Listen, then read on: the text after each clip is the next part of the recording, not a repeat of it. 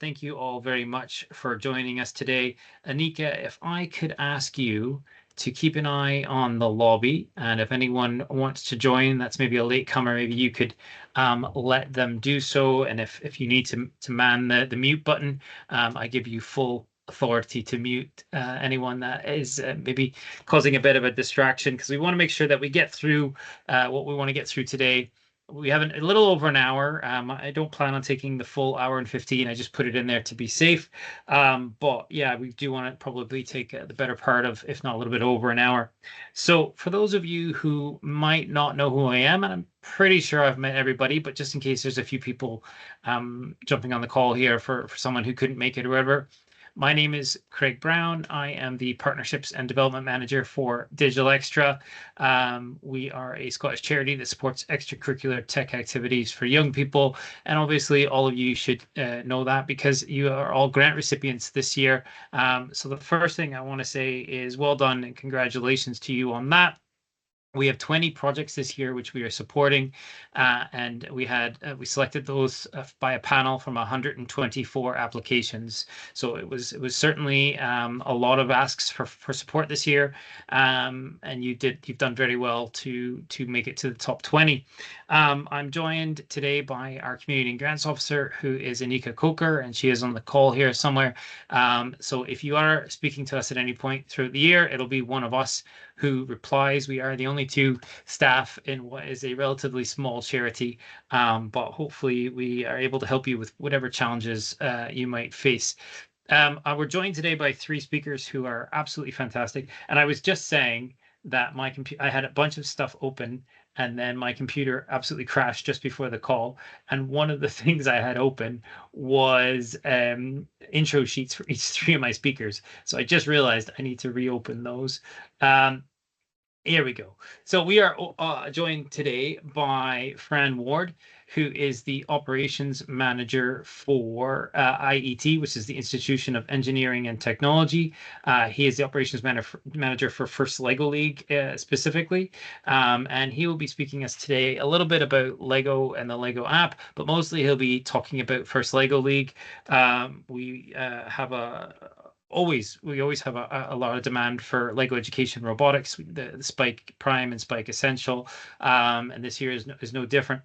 We'll then be joined by Darren Tobin, who is the let me get this right, European, Middle East, and Asia Channel Director at Sphero and former Head of Education for EMEA for Sphero. And he is focused on developing and executing strategies to introduce Sphero's innovative educational tools to schools across the UK, Europe, and Middle East by forging partnerships with resellers, charities, and CSR programs. And his goal is to empower educators to inspire students through the integration of Sphero's technology in the classroom. And Sphero is also they have a suite of resources that are always very popular. The two that are probably the most popular are the Bolt, which is a little Perspex ball, and I'm sure Darren's going to talk a little bit about that, and the Indy, which is the little blue car that's been around for a couple of years now. Darren, I don't know if you like me using this description, but I always call it like a Bebot on steroids because it's just so fast and dynamic and has character, so much character that if you've ever used sort of like a Bebot, it's a bit like that in terms of the screenless coding, but it's just so much character and so much faster than a Bebot. So if you haven't had a chance to use one, I highly recommend it. And then wrapping things up, we'll be joined by Tom Hadfield, who is the community manager at the Raspberry Pi Foundation. And if you're not familiar with the Raspberry Pi Foundation, you've probably at least heard of a Raspberry Pi, which is sort of a bit how the foundation makes a lot of its income in order to deliver its projects. And its projects, which Tom is going to talk a little bit more, you've probably heard of better than maybe the Raspberry Pi Foundation. It is Code Club and Coder Dojo, but I don't want to steal any more of Tom's thunder, so I'll let him tell you a little bit more. But by way of introduction, I wanted to say that he works with youth and community organizations, schools, charities, and local government councils across the UK to increase access to digital skills and technologies for young people experiencing educational disadvantage. And this is primarily through the creation of new free coding clubs in underserved communities, but also involves training and events. And if you haven't had a chance to have a look at the Code Club website in particular, I use that quite a bit. There is also the Coder Dojo Mojo program, but the Code Club website, especially at the primary level, is a fantastic resource, and it is used right across the UK, and I'm pretty sure even beyond. But maybe Tom can clarify that. So, but before we get into those three fantastic guest speakers, what I would like to do is just do a quick sort of run through on some housekeeping. I don't get the opportunity to speak with all of you at once very often throughout the year. And so I just want to use this opportunity to cover a few things. And I know after that huge ramp up, it seems a bit of a letdown that one of the first things I want to talk about is procurement.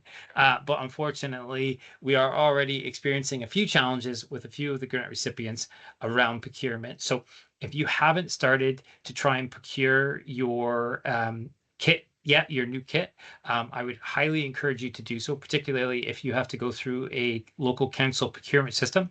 The experiences that we have with those are generally positive, but not always. And every year we do have a couple of projects that do experience some delays due to the procurement project and excuse me, the procurement process. And what I would suggest is that even if you're not buying all of your kit now, because I know that there is all but one project has been paid to date. So you should all have 60% of your grant now. But I know some of you are delaying purchasing some additional kit until later in the project to manage the cash flow. I would still, if you can, get the process going on those because sometimes, for example, as well, stock can be a challenge. There is a company that we've done some work with in the past, Robotical, who manage Marty the robot, and sometimes they will hold stock aside even if you're not purchasing it for a couple months, just because they know that the grants are basically guaranteed funding. But obviously they can't do that if they don't know that that's something that you're looking for. We had another project just recently that I'm dealing with, and they have to purchase through XMA, and they're having some challenges getting the kit that they want through XMA, even though XMA does allegedly stock it. So, like I'm saying, just if you haven't had a chance to start with that. Now, I do have a form here, and again, my computer crashed and I lost it, but I did speak to a former grant recipient by the name of Tanya Howden, who was at she was at Heart of Midlothian Innovation Centre before when we supported them. She's now a teacher at a high school in Edinburgh. And one of the first things that she said that she wanted to pass on to everybody, because I asked her for some words of wisdom, was that you should always, if you have any challenges or concerns, because the first project she ran was actually during COVID, so she had loads of challenges, was to reach out to Anika or I, because we do, I know Darren obviously and Tom and Fran, so if it's anything to do obviously with Sphero or First Lego League or Raspberry Pi Foundation, we can obviously connect you with them. I mentioned Robotical, we do have contacts at XMA and stuff like that, so we might be able to help you with that. Similarly, if you realize that you want to change your mind partway through, please let us know. The most important thing I would suggest, and Tanya said this as well, is communication is key. We're not here to create problems for you or to hold your offer letters or your project plans over your head. We're here to try and ensure that you are delivering the best possible project that you can do. The whole idea of Digital Xtra is to support the startup and scale up of extracurricular tech activities for young people. And in many cases, this is a pilot program. It's the first time many of you will have maybe ran a code club at all, but certainly maybe ran a code club with some of the kit that we're going to talk about today. And so we want to facilitate that for you. We want to help you as much as we can. We don't want to hinder that. So if you have any challenges or any concerns or anything, I do encourage you to reach out to us and we'll see what we can do. There is a couple of touch points throughout the project called, which is the midpoint and final evaluations. I'm going to talk about them at the end of the call instead of now, but I did want to highlight them because you should have received them from Anika, I believe either yesterday or today. And if you haven't had a chance to read through them, not a problem, but I would suggest having a read through them sooner than later, because it'll give you an idea of what information that we look for in order to ensure that that second and final third payment can be made. So, but we'll talk about that more maybe at the end of the call, especially if we have time. The other thing I wanted to do in terms of housekeeping is one of the expectations around Digital Xtra is that the projects that we support will try and provide real life context to the tech that you're using. Sometimes young people may not understand what an indie or what First Lego League has to do with real life, but there is a lot of real life implications with not just the skills that they're learning, but the kit itself.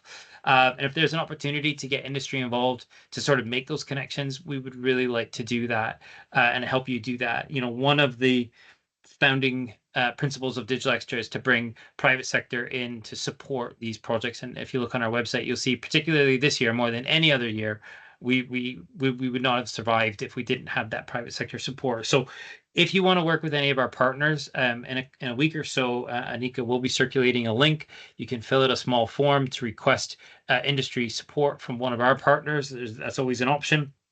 Otherwise, I'm just going to highlight a few other organizations that we would that I've worked with in the past and would encourage you to look at. So there is CERC in Scotland, and they run the STEM Ambassadors program in Scotland. So you can fill out a request form, which you'll find is very similar to Digital Extras because we sort of mimic them because they do a good job. So you can contact them if you're looking for sort of any STEM ambassadors. There's an organization called Smart STEMs. And they do run events all through the year, but they also have a fantastic YouTube page, which a lot of guests, a lot of industry speakers on their YouTube page. There's Tech She Can, which comes out of Manchester, but they now have a presence here in Scotland, and they have a lot of good animated videos, but they are particularly good for maybe younger learners. You hopefully all will have heard of DYW in Scotland, which is Developing Young Workforce. And I haven't worked with them as much recently, but they used to use a platform called Founders for Schools. So if you're looking to maybe get some requests out for some industry partnership, you can go through them. And then I really can't underestimate the value of just your local community or your school community. I have a 9-year-old son. He goes to primary school just outside of Edinburgh, and we're really lucky. We live in a small town, so we've got a really good community, and they're always asking for volunteers. And I've gone in a few times and done some stuff. So, you know, a lot of parents are happy to do that. And if they work in the tech sector in particular, maybe they can make you help you connect some of the skills that you're learning to real life, particularly if you're not 100% sure. Because I appreciate, especially if maybe you've been a teacher your whole life, maybe you're not familiar with how some of these skills might connect to a real world scenario. And then you can use concepts like tech for good and stuff, which is really, really exciting as well. Only two more things I want to quickly cover, and they're both very quick. One is social media tagging. So Anik and I were talking this morning, actually, and I've noticed, I don't know, I'm going to suspect it's something to do with the recent acquisition of Twitter, now called X. But we used to get a lot of engagement with educators on Twitter, and I'm going to continue to call it Twitter because I just feel weird calling it X. But I have to say that the engagement that we have noticed over the past, let's say, I want to say 9 months or so, it's really decreased. But we haven't really found a platform yet that we find is better. So Twitter at the moment is still our main way of engaging with the projects that we support. We'd love to help you celebrate any successes you may have. If you are able to and you're still using Twitter, we would encourage you to tag us at Digital Xtra Fund is our handle. And we would love to share your successes with not just the projects that are on the call here, but all the previous projects and any other educators that we've engaged with in the past. Likewise, if there's any other platforms that you are all using that you think that we should be more engaged in, for example, we don't have a TikTok account because I don't know if a lot of educators are using TikTok, but maybe we should be. So let us know. But at the moment, please do. We are on Facebook and LinkedIn as well, but Twitter traditionally has been our sort of best way of engaging.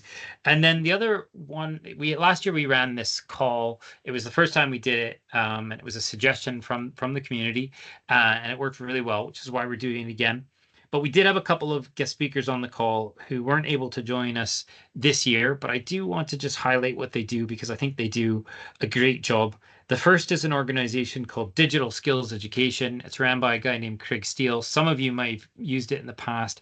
It is about he uses tech for things like how to rob a bank, but it's teaching cybersecurity skills. But obviously, the title is meant to be engaging.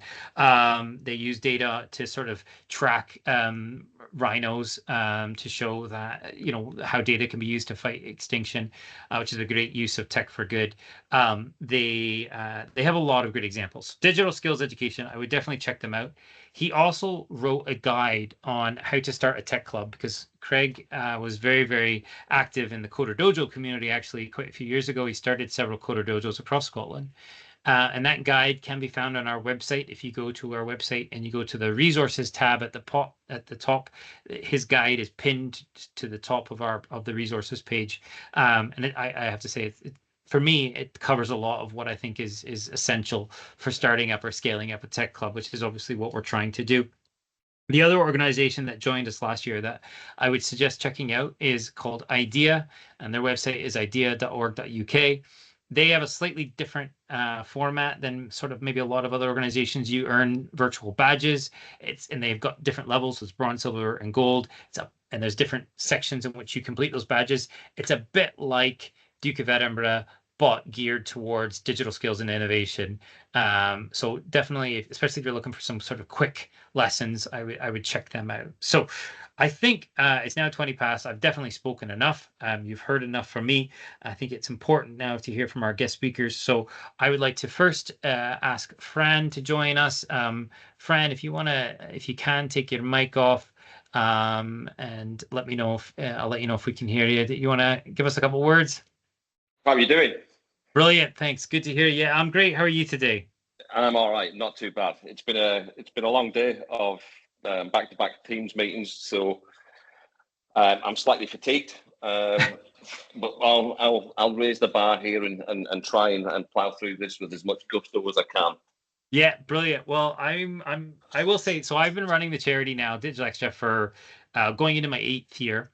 When I started, first Lego League had sort of just started to take off in Scotland. It was not being ran by IET. It was being ran by a different organization. They stopped doing it shortly thereafter. IET took over. And since then, it's done fantastic. I've had the opportunity to attend a couple of competitions in Scotland. I haven't had a chance to make it down south yet. But I don't want to say any more because I know you've got some great things to say. And you've got a little video to show us as well. So I'll hand it over to you, Fran. Thank you very much. Yeah, thank you, Kraig. Just to clarify, Kraig made a point saying that you have 3 fantastic speakers today. Just to clear that up, you've got 2 fantastic speakers today, and you've got me. So I will endeavour to kind of give you as much information about First Lego League as I can, and we'll have a little chat about the Lego education products that you might have or might be thinking about purchasing.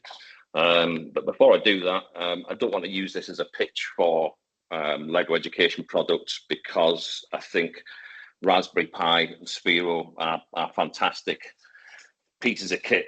And again, it's whatever works for you as a teacher. A little bit of background for me: I've worked in education for 20 years, primary, a little bit of secondary, youth offenders institutes. So I've always used Lego. But yeah, there are other options available. So do we have in the group a number of people who have purchased the Spike Primes and Spike Essentials? Could we have a show of hands for that? Yeah, I think so. We have 20 grants this year, and at least initially, 11 of them are planning on purchasing either Spike Prime or Spike Essential. Spike Prime or Spike Essential. So it's a tough gig trying to explain what the Lego Spike Prime and Spike Essentials does on a Teams meeting. I've done this for years. Prior to coming to the IET, I worked STEM Learning and various other organizations, and trying to show you and tell you about Spike Prime and Spike Essentials on a Teams meeting is like listening to snooker on the radio. It's kind of, you have to really get hands-on with it. So if you're considering buying these products as teachers, my first thing would be just take it home with you. Don't let the kids get anywhere near it first. Okay, take the kit home, familiarize yourself with it. I'll bring up the Spike app. I'll share my screen. Let's see, bear with me.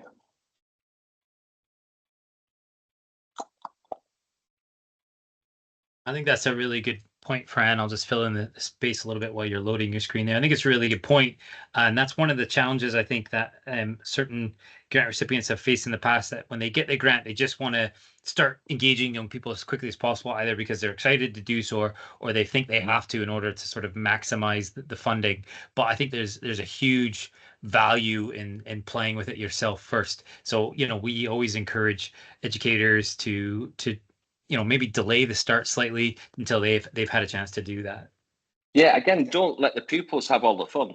You've got this piece of kit, take it home, familiarize yourself with it. And again, it's pretty daunting as adults, but you need to kind of dive in and find that inner child and explore that kit. Can you see my screen? Yeah, you're on the opening page for the Spike Prime app, according to what I see. So you'll get a big tub of big yellow tub of Lego, and it's full of lots of coloured Lego parts. Inside both the Spike Essentials and the Spike Prime, you have a hub that is the kind of brain, the controller of whatever you decide to make with those kits. Now, the software side of things is pretty similar for both. The Essentials, the difference is the hardware. The Essentials hardware has two inputs and outputs, two ports which can be inputs or outputs. The Spike has 6. So if you think of inputs and outputs, just things that you can plug things into. Okay, that's the easiest way to say it, whether it's a motor, whether it's a colour sensor. I'll click onto the Spike Essentials first. As soon as you open the app, you're greeted with a home screen. Now, again, I've taught this before joining the IET. I used Spike Primes and Spike Essentials. I had my own business teaching STEM in education. And I would always start, I know it seems like total common sense here, but up here, get started with Spike Essentials. So take the kit home, get in there, tutorial activities, and just take these and go through each of them. So if I open the first one, it's fairly straightforward. It shows you learn how to turn a motor. So it shows you what's happening. Then we go through really simple step-by-steps, plugging the motor in, even tells you which port to plug it into. Connect your hub. It'll tell you press the button on the top. Once you're connected, you then just drag and drop like so. And then run. Obviously, this is the software. It's a little bit more exciting when you've got the hardware and you can actually see it, and when you've got a class of pupils who can then press that and then see the motor running. You get a little shriek of excitement throughout the room. That's just one thing. That's the motor. I'll just move this out of the way. So you play that to run it, and it shows you that the motor's running. Now, I'll go back onto this one, the light. So again, very similar, plug in a light, there you go, into one port, connect, turn on the hub, yeah, okay.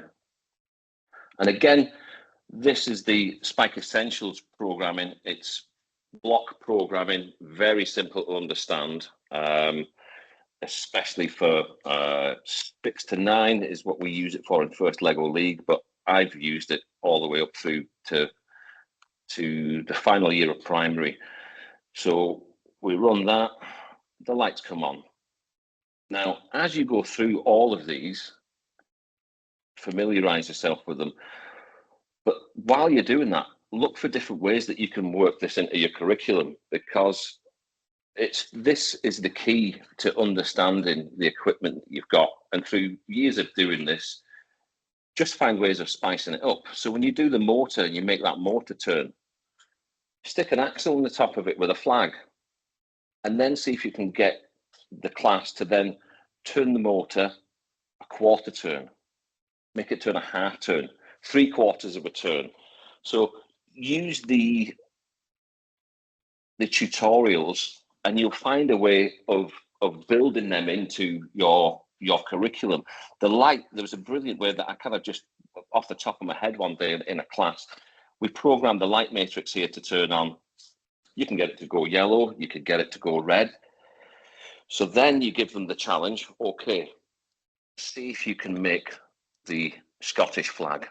And so then they sit there and program, they'll turn the light matrix and see if they get it the right way around. Once you've done that, give them another flag. Just say, can you make the English flag? It's not a popular choice in Scotland, don't worry. Make the English flag, see if they can make that. And then throw a curveball in and say, right, okay, Kazakhstan, see if you can do that. But then, obviously joking there, give them some free rein. Okay, what flags can you make? And it's brilliant to see what kids will come up with when you get them to start exploring it. And you can do that with each of these tutorial activities. So the best thing I would say as a teacher is for you to familiarize yourself with each of these and see if it turns on any little light bulbs. See if you think, oh, well, I could use that in such and such a subject. I could use the light in geography, as I said, world flags. So that's a brief introduction. I'll just close that down.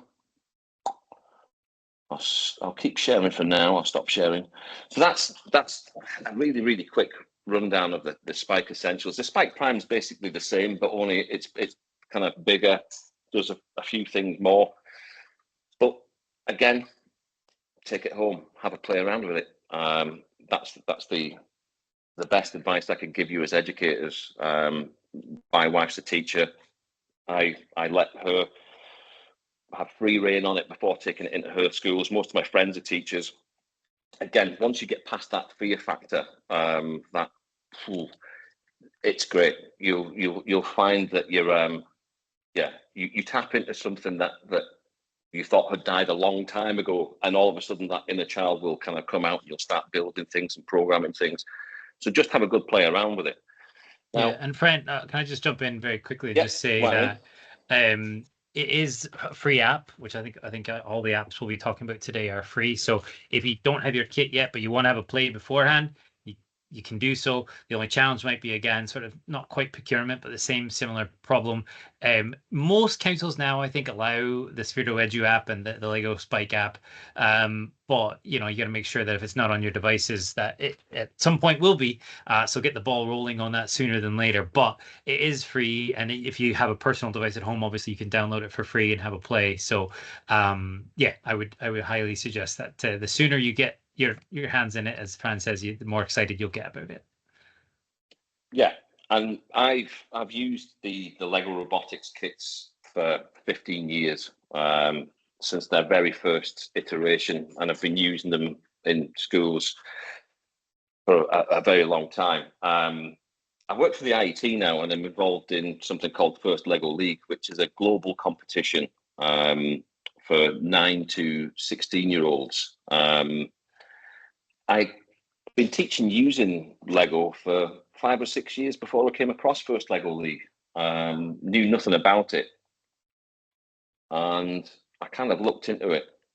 And then I thought, why have I never heard of this before? Because I'd used Lego products to teach. And then all of a sudden there was this global competition that I could get schools involved in. So if you've got one kit and you're using it, and you're going to run an after-school club or a STEM club, then a fantastic thing to kind of maximize and get the most out of your kit would be get involved in the First Lego League. It's the hardest elevator pitch in the world to give First Lego League, because there's a lot to kind of take in. But once you get started with it, it's fantastic. It's a game changer. So much so that I kind of left what I was doing and went to work for the IET to work on First Lego League full time. Now I'm going to show you a video now. In fact, I'm going to show you two. Then I'll chat a little bit more about how you can get involved, and then possible ways that if you want to extend the kit that you've got, we may be able to fund further kits for whole class packs, etc. If that's something that you're interested in, I can pass the links on to Kraig.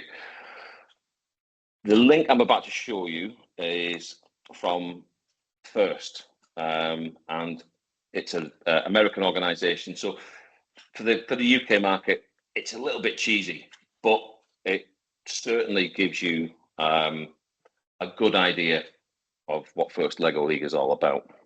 Okay, just move that out of the way.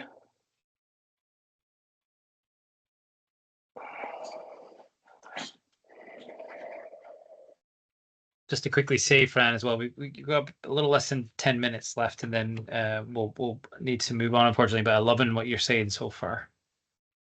Sorry, could you see the video playing then?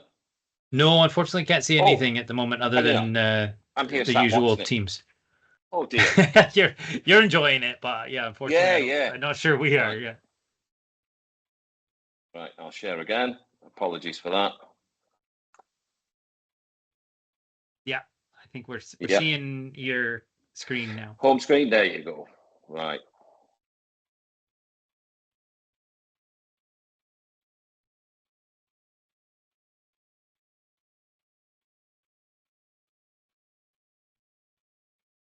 There's no sound, unfortunately. It's muted.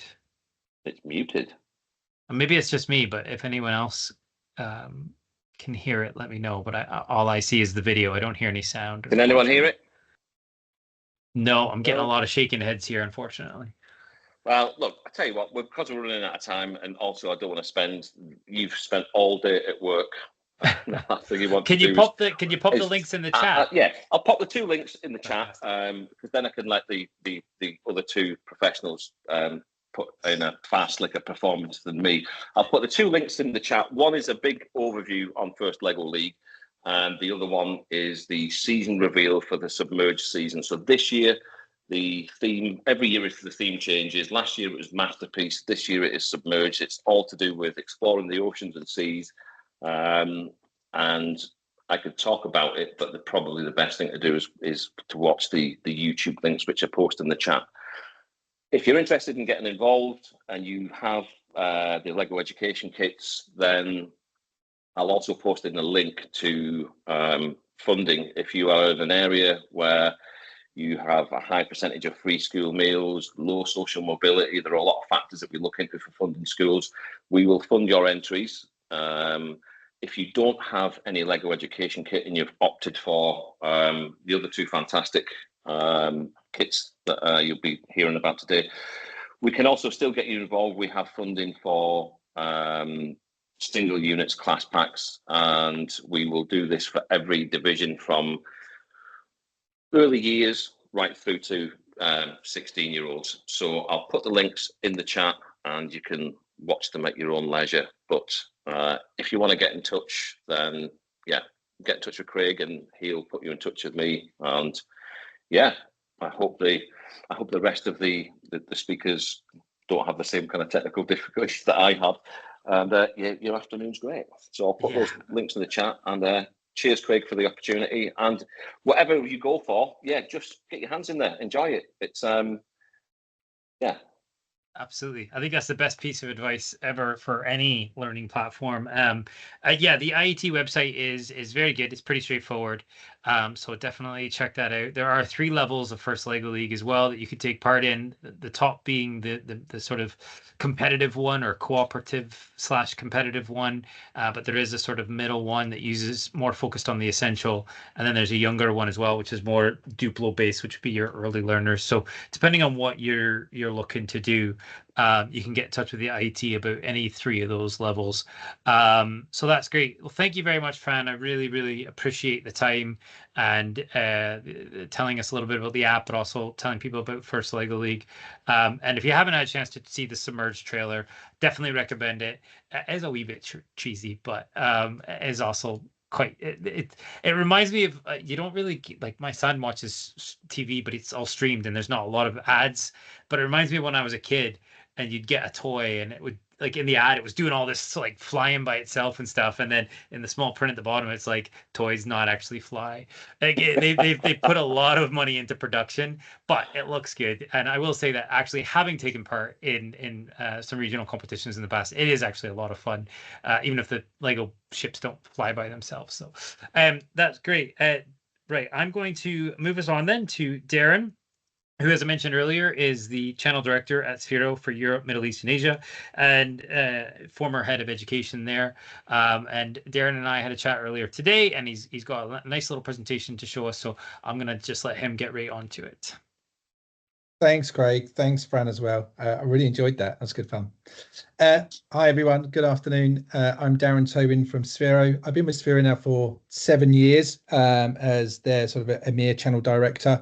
I do a lot of traveling, but I'm very passionate about making sure that, when teachers decide that they've chosen our product, that they get the best out of their investment. So I'm going to put a caveat out there. Everything you see on my slide deck, you will have a copy of with all of the resource links. But if you need any assistance, you can always call me, always email me. I am there for all of you. So don't feel afraid or don't feel daunted about getting involved with this technology. I know it can be a little bit scary about bringing robots into the classroom, but I think, as Fran said, I think take them home first, have a play with them. If you've got kids, have a play with the kids as well with them, and I think you'll feel very comfortable and at home with our products. But I'll dive in 1 second. Bear with. Oh, got to do it a different way. I'll get there in a sec. Let's share there. Okay. Yeah, I can confirm we see the background of your. It's a lovely background. We can see the background of your screen, and there's your Sphero slide. Yeah. Thanks, Craig. Alrighty. So getting started with Sphero robots, we've got a few things to cover off here because obviously looking at the grant awards, there's pretty much there's a whole selection there of all of our robots that you've chosen. So there's quite a bit to get through. So I've tried to condense this as much as I can without sort of losing some of the rich content. But what we'll do is we'll start in with our indie robot, which a lot of you have chosen, and Craig mentioned is what we sort of see as the Bebot on steroids. So just to sort of give you some key features around indie and what it is, who it's aimed at. So it's designed for those early learners, age sort of 4+, and it's a screenless robot aimed at sort of teaching computational thinking and problem solving skills development. It's screenless because you don't need a device to code it. It's all done through color recognition. It's got an onboard color sensor, in addition LED lights, all of which can be programmed through an app, which we'll come on to later. But the premise and fundamentals of this is you don't need a device to get going. And what's great about this product is that you can visually see the cause and effect. So when indie rolls over a color, it will respond to that color, and each color means something different. So green means go, red is stop, yellow is slow, and so on and so forth. And what we've got here is a ton of resources. So we've got the educator guide. We also have a literacy and math support guide, an SEND guide as well. If you've got students that are in your school that require sort of special needs, we've got a support guide there. And there's also indie challenge cards. So depending on what type of product that you've chosen, we have 3 in the indie range. We have the indie at-home learning kit, the student kit, and the class pack. The student kit and the class pack will come with the challenge cards inside the boxes, but you can also download those as well. There is a application, we'll come on to that later, but it is available on iOS, Android, Chrome, and Kindle as well. And then also there's a resource link in here for teacher workshop ideas. So this is probably a really good part to go to that talks you through sort of how to get started, but working with teachers and before you sort of introduce this to your students. It's a great tool. There's some really fun stuff in there as well. The Indie Educator Guide incorporates 20 lesson plans, but you can go beyond that. So you can obviously create your own, but this is really there to sort of give you an indication of what you can do, the types of things that you can do, and then you can start to be creative beyond that. So, how do you get started with indie? Well, it's a bit like Fran said, take it home, get it out the box, and literally start to play with this thing. It's very intuitive because you don't need a device. I think a lot of teachers warm to this because you're not thinking about how do I Bluetooth connect this to an application, an iPad or whatever it may be. You can literally get going by in the box, turning it on and putting indie on a green tile. That will start its sequence of activities. Green means go effectively. And then you can start to explore what those other colors do. I would then suggest what you start to do is explore those challenge cards. There's some really fun stuff in there where you've got to sort of, try and work out what the missing part of the puzzle is, solve the maze, etc., etc. And then once you've started to look at those, then you'd want to dive into your lessons, and that's where the Indie Educator Guidebook comes into play. Now, once you've sort of mastered that screen-less programming, and it probably won't take you or your students long to do that, you can start to use the Sphero EDU Junior application. And this is where you would start to remix what the colors do. So, for example, by default, red means stop. But what you can do is go into the application and start to say, well, actually, I want red to do something different. It might be I want Indie to turn 30 degrees right or left, and to change the LED colors to go yellow or whatever it may be. And there's some fun stuff you can do in there with that. In addition, it's got a speaker inside Indie, and that's great because actually what you can also do is turn each color tile into a musical keynote and start to actually create music with Indie, which is incredible because they're starting to have to think about the tempo of a song and the spaces in between the notes to make it sound right. Really good fun. There's some other tools in there as well, which allow you to drive Indie like a radio controlled car.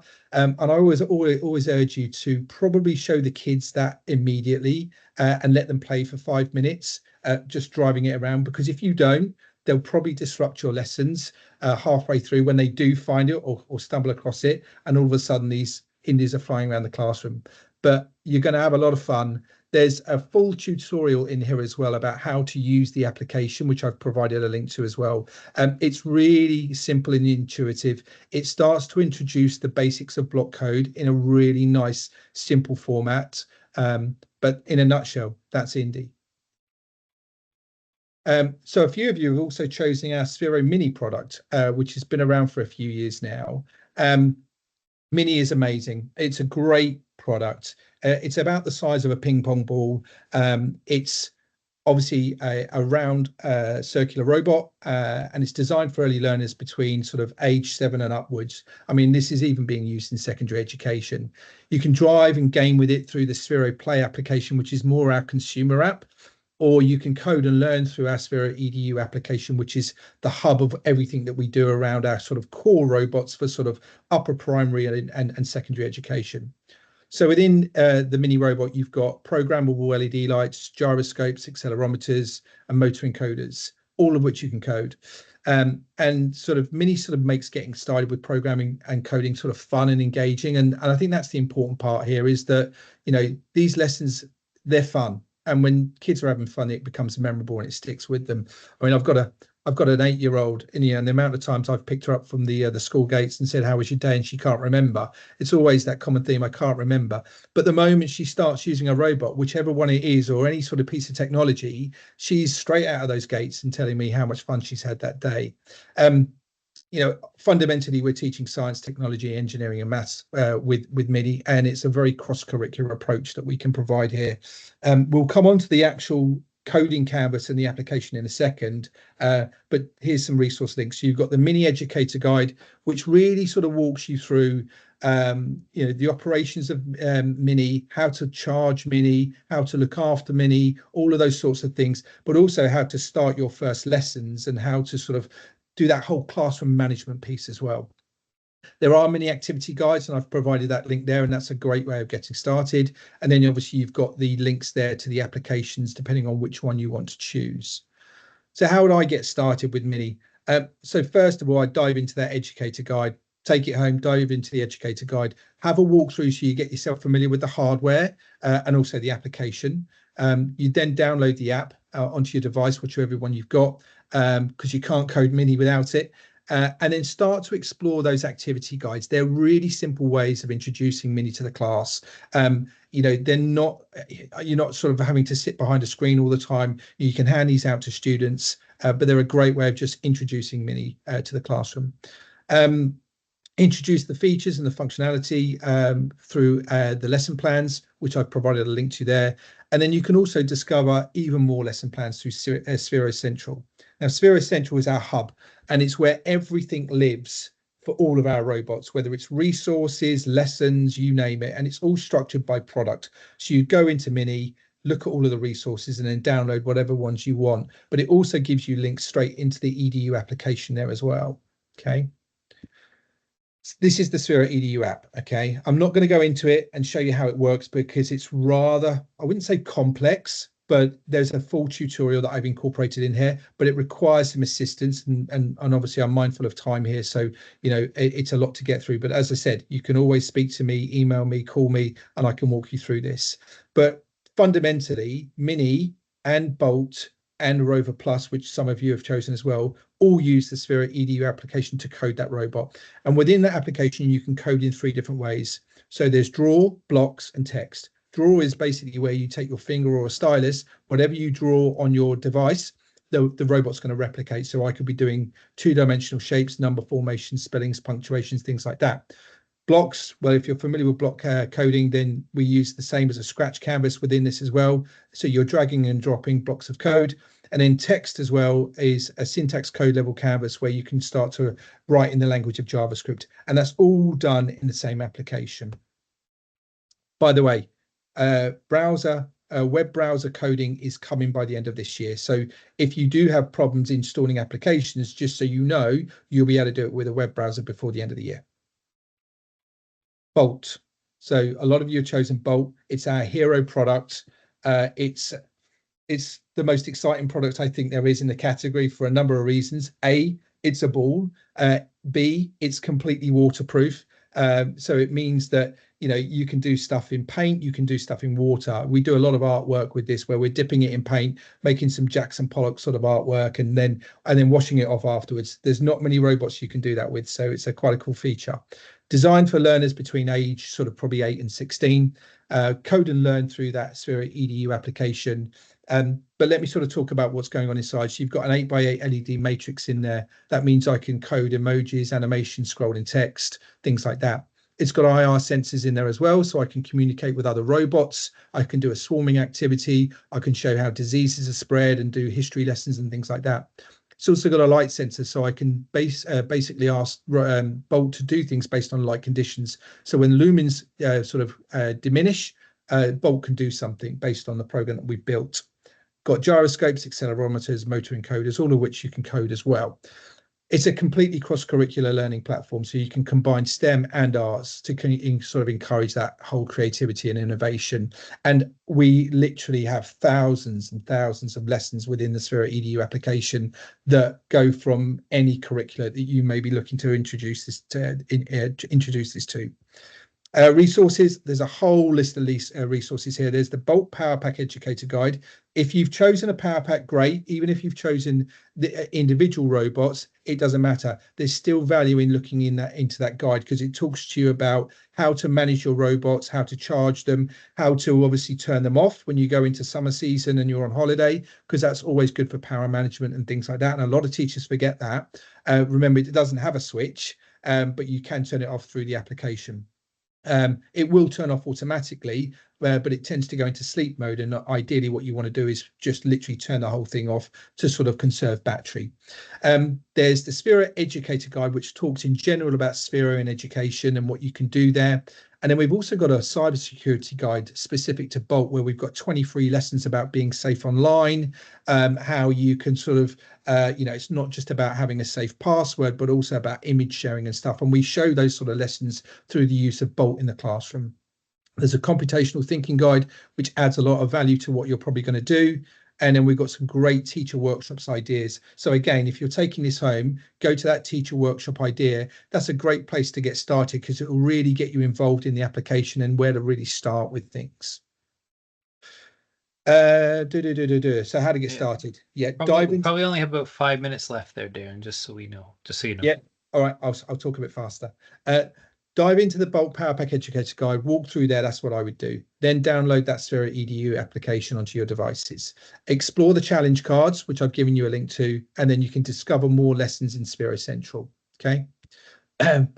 This is a replication of what we've seen in Mini. It's the same slide. So if you've chosen Bolt, Sphero EDU application is the coding app that you will need. Tutorials are in there. Rover Plus, which is the 4th and final product that you've chosen between between you guys, is our sort of go anywhere, do anything robot. It's designed for learners between age 12 and 12 and 18, and this thing can go anywhere. You can take it outside, onto the field, assembly hall, in the playground, you name it, you can do it. It's got onboard sensors which include color sensor like on Indy, so it allows for accuracy in programming when rover sees color. It's got a light sensor, so luminosity, IR sensors, so it can talk to other robots, including Bolt, accelerometers and gyroscopes. So you code this thing the same way as you would Bolt, but it's also got what's called a 4-pin UART connector and a USB port, and that allows you to connect things like Raspberry Pi and also microbit to this and actually code through their platforms as well. And that means you can also build on top of Rover. So if you wanted to incorporate a Raspberry Pi and then start to think, well, how do I use Raspberry Pi to manage a robotic arm on top of Rover, you can absolutely do that. Resource links are there. There's also a public SDK, so you can connect those single board computers and do more. And how I would get started is the Rover Educator Guide, download the app, explore the introduction to Rover Plus before you introduce this to the class, and then dive into the lesson plans through Sphero Central. Same application. And then finally, other resources. So if you're doing after school clubs, you're doing summer camps, we have got a range of guides for you here, okay? And in addition, I've also provided the Sphero product support links as well, where you'll find tips on charging, connecting and all of that, along with webinars that we host, both post and pre-webinars that we're doing as well. So I would always urge you to get involved in those. My details are there, and I wish you all the success. And if you get stuck, you can always call me, or if you want to do a one-to-one session, I'm happy to help. Thanks. That is fantastic. And I there's even several resources there that I wasn't familiar with. So is that slide deck something that you would be able to share with me potentially if someone wanted to see it? Or absolutely, yeah. So this is going to go out to you, Craig. You can then farm that out to everyone so they've got access to all of those resources. Fantastic. Yeah, I like that last slide too. There was like some stuff around after school club and summer camps and stuff like that. So that looks great. So apologies to everyone. I talked for about 5 minutes too long at the beginning. So now I'm feeling it, and so apologies to Tom as well. But you've got about 15 to 17 minutes, so hopefully that's enough time for you to go through what you wanted to go through, and then I might have to cut the chat about the evaluations a wee bit short. But so I'll just pass it right on to you, Tom, and thank you very much. Tom is the community manager from Raspberry Pi Foundation. Thanks, Craig. And the first thing I want to say is that I want to have a play first with Lego League and also some of the Sphero products, because they look very cool and we like playing around with things like that at the Raspberry Pi Foundation. I'm going to attempt to share my screen, but we use Google Meet in the foundation, so I'm kind of Teams novice. So just let me see. There should be a little box at the top that says share, and then I see a PowerPoint or amazing Google version. Yeah. Yeah. So basically, I'm going to talk a little bit about Code Club, as Craig mentioned, but also digital making more generally, and some of the work of the foundation and the range of initiatives and programs that are available to you. So I can skip this one, I think, but basically my job at the foundation is to make all of our users' lives easier. So that's primarily through helping them set up new coding clubs, but also by running training schemes and other initiatives to help educators primarily, but also volunteers, youth club leaders, activity leaders in general, engage with our programs and our initiatives, but particularly Code Club. So if you've not heard of the Raspberry Pi Foundation before, we're an educational charity that's based in Cambridge in the UK, but we operate globally, and our mission is to empower all people, but particularly young people, to fulfill their full potential via the learning of digital skills and engaging with new technologies. So we do this in a few different ways. We have a formal computer science curriculum that's free and available via our website, but I work on the non-formal side of the organization. So that's primarily Code Club, as you see there, which is a volunteer-led network of free coding clubs for young people. Kraig also mentioned Coder which I'm not going to focus on today, but I'll send some follow-up information on. But that's a similar program of free coding clubs for young people under 18. The difference in the past has been that one operates primarily in schools and the other one operates primarily in community spaces, so libraries, youth clubs, scout huts, that kind of thing. But Code Club is what I'm going to be focusing on today. And the logo next to Code Club is our Scouts badge that we sponsor. So we work quite heavily with organisations like the UK Scouts and the European Space Agency and the Natural History Museum and a lot of different related organisations that offer some kind of youth provision, and we collaborate on free programs for young people to engage with technology in lots of different ways. So down there on the bottom left is Call Us Projects, which if you run a Code Club or a Coder Dojo, you might be familiar with, but essentially it's a big online and in-person showcase for young people to show off cool things they've made with technology. So I'm going to skip ahead a little bit just because I'm conscious of time.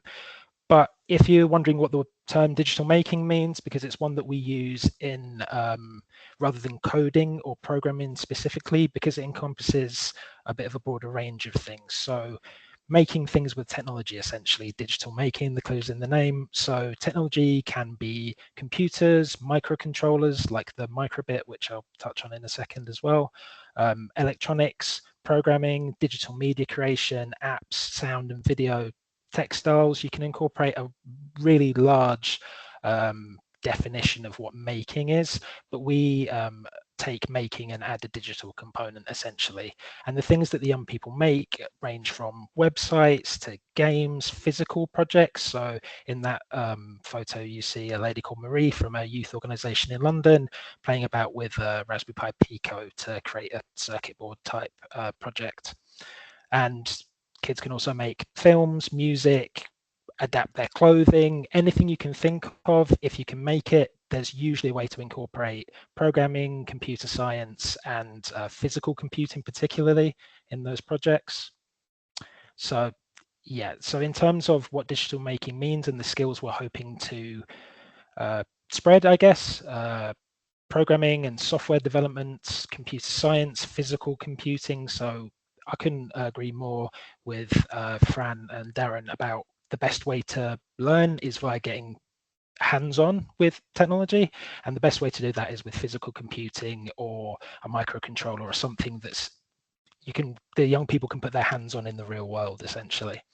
So we focus on things like the creation of projects, design, manufacturing, problem solving, and all the soft skills related to that, such as what we call pair programming or peer learning and working in groups and communication and different roles within a project.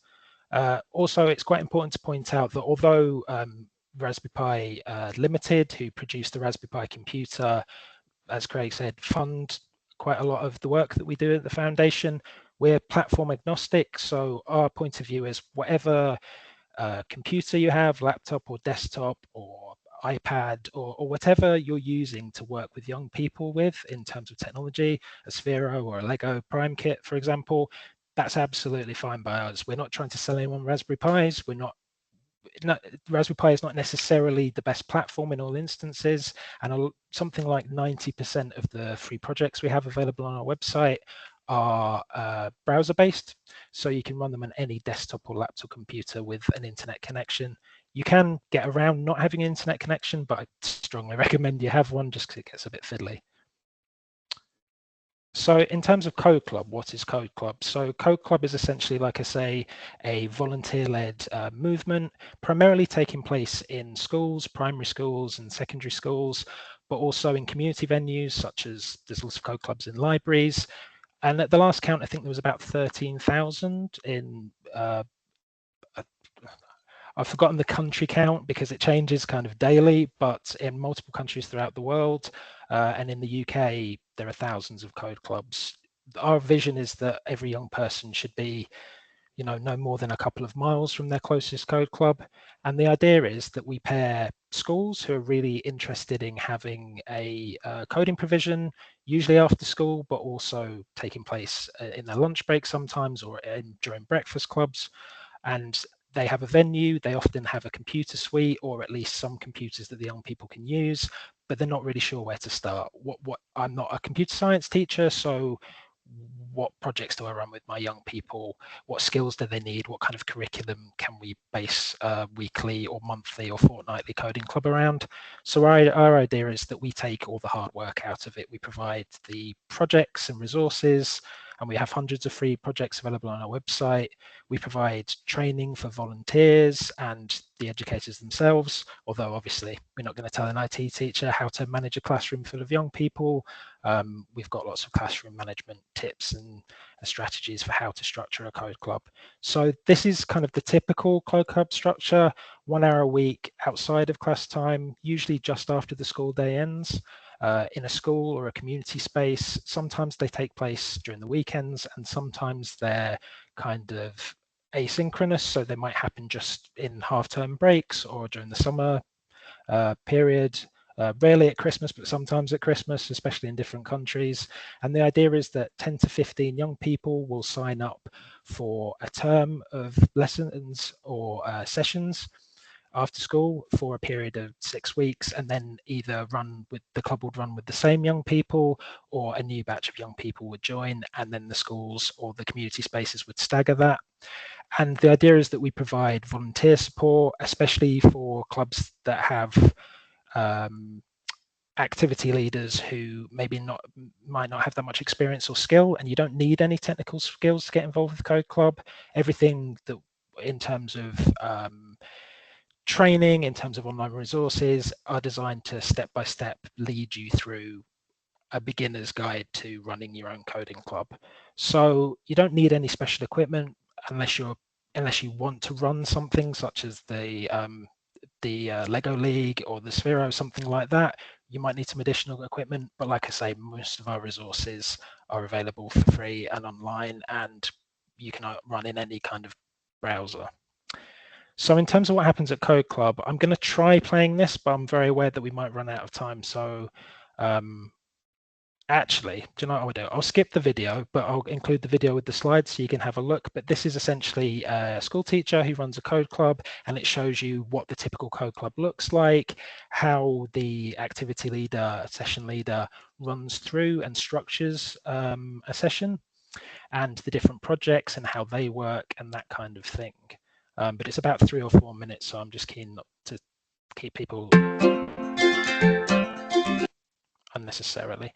So like I say, once people register a code club at their school or library or community space, they get access to a lot of resources: how to advertise for the club, how to recruit additional volunteers, because while they're mostly run by a teacher or a teaching assistant in a school, or a librarian, sometimes they may need to recruit some additional volunteers, particularly those with specialist technical skills who can do some debugging and can help the young people when they get stuck, essentially. But mostly the volunteers who run code clubs are just people who are comfortable running sessions with young people, who create a kind of safe, inclusive, welcoming environment for them to be able to run through some of the projects. So you see some of the resources there that are available for that. In terms of training, we have generalized online calls for people who are new to Code Club, who might not know where to begin and how to get started. We also have online training on particular programming languages. So Scratch, you may have heard of. I think Darren mentioned that during his talk, which tends to be where people start. It's block-based coding, and I'll talk, if I have time, I'll talk a little bit about that in a second, but also physical computing, Python, if you've heard of Python, which is a text-based programming language. And in terms of an age range, all of our resources go from 7 to 17.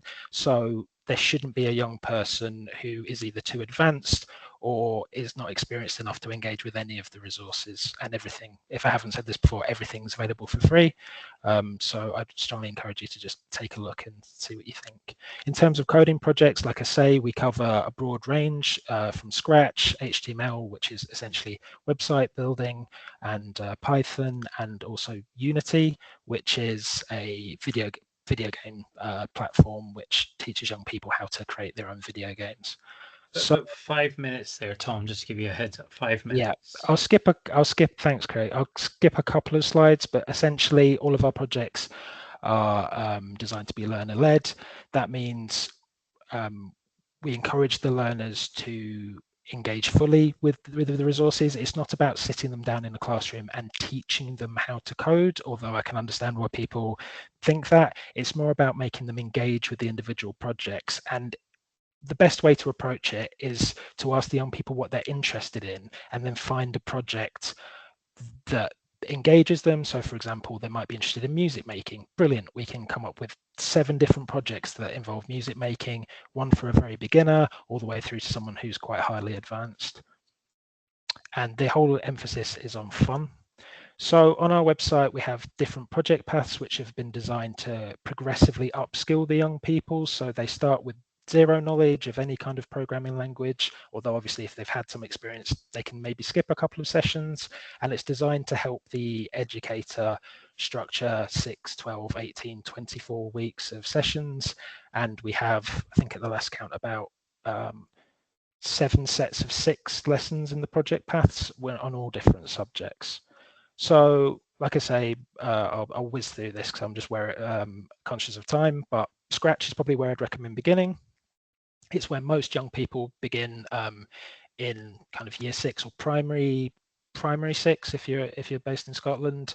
Year 5, 6, kind of the tail end of primary school, although we do get kind of 6 and 7-year-olds engaging with Scratch or Scratch Junior, which is a junior version of it, all the way through to Python and Unity and the kind of top end of programming and computer coding.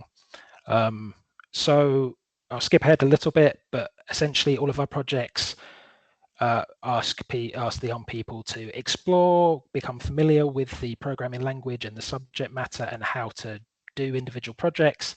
Then it asks them to practice their skills by modifying the projects and becoming a bit more creative and injecting their own ideas into the projects. And then finally to create their own project essentially from scratch. You're probably not going to do this with very young primary school students, but as they become more confident and get more experience, that moves more into the invent stage. So again, whiz through this very briefly. Scratch is where I'd probably begin, and it looks like this, the interface, and we have hundreds of projects based in Scratch. Skipping ahead, this is where I would start the introduction to Scratch pathway, and then getting started with the microbit, which is a microcontroller that is basically a pocket-sized computer that you can physically interact with. And I believe that every primary school in the UK was relatively recently given a batch of microbits. So the chances are you might have some of these in your school or community centre. In terms of starting a new club, the process is really, really simple. I'd strongly recommend that you just check out the website and have a read through some of the information. And my job is to make your lives as easy as possible. So if ever you want to jump on a call to talk about Code Club, maybe you're thinking about starting a coding club, but you're not sure about the format or how you would recruit volunteers to help you run it, or session structure, or fitting it in with your existing provision, or whatever it is, we work with code clubs that have hundreds of volunteers and hundreds of students, and then also some that run in a converted shipping container in an adventure playground in the middle of Bradford. So whatever your situation is, it's our job to make your lives as easy as possible and help you to reach the young people in your community that really need this kind of provision. So it contains this slide deck contains a lot of links, and my first recommendation would basically be to have a look through and see if it's of interest, see if this is something you think could work in your context with your young people, and then get in touch and we can help. Very, very finally, and I'll wrap up really quickly, but we're running some training for youth and community organizations. So like I say, for those organizations, which can include schools, who require a little bit of extra hand-holding or support. Maybe the circumstances they're trying to deliver a club in are very challenging for whatever reason. Either the young people themselves are struggling to engage, or the circumstances that they're trying to deliver in with a lack of equipment, or whatever it is. We provide some extra training. So starting in a couple of weeks, we're going to be delivering some online training with youth and community organisations based up in Scotland. And then on the 23rd of October, we're actually going to go and be delivering some training in person in Glasgow. So the majority of the people that are attending, and I know Craig's coming along, which is brilliant, will be youth and community organisations. We also have some spaces left for schools and for kind of formal educational establishments, even though the content and co-club is very much a kind of focus on non-formal education and having fun. So I'm aware that's a lot of information very, very quickly, and I skipped quite a lot of the slides, but essentially my job is to help you start a free coding club for young people if you're interested, and we've got all the resources and training materials, and potentially for organizations that are struggling to locate equipment, we may be able to donate some, but it's kind of on a case-by-case basis. And yeah, that's essentially Code Club and what we do at the Raspberry Pi Foundation. There's dozens of other initiatives, such as the partnership with the European Space Agency, where kids can send their programs into space and run them on the International Space Station. But I don't want to keep anyone longer than necessary. So if you'd like to get in touch, my email address is quite easy to remember. It's just tom@raspberrypi.org. And I'm sure Craig will be happy to send on some more details. So hopefully you've got an okay idea of what Code Club is and what Raspberry Pi is, and I can send tons more information after this call. But yeah. No, thank you very much. And I know, Tom, it is difficult, and apologies again. I ran a couple of minutes over there at the beginning, but it is difficult when there is so much great information on their website, and as you say, there's multiple projects. It can sometimes be difficult to surmise it all, and I think that's an indication of what maybe a lot of educators and community leaders face in terms of where do they start, which is what we wanted to try and cover today. And I think all three of our speakers have done a great job to give some ideas there. And I think what's also keen to remember is that you don't have to do one or the other, that these things can work in conjunction with each other. We do have projects that feature the Indie for early learners, and then Spike Prime for older learners, or vice versa. They have the Essential for younger learners, and then the Bolt for older learners. And you can overlap things like Code Club and lessons from that, or idea.org or digital skills education that I mentioned earlier as well. You can overlap that into your lessons.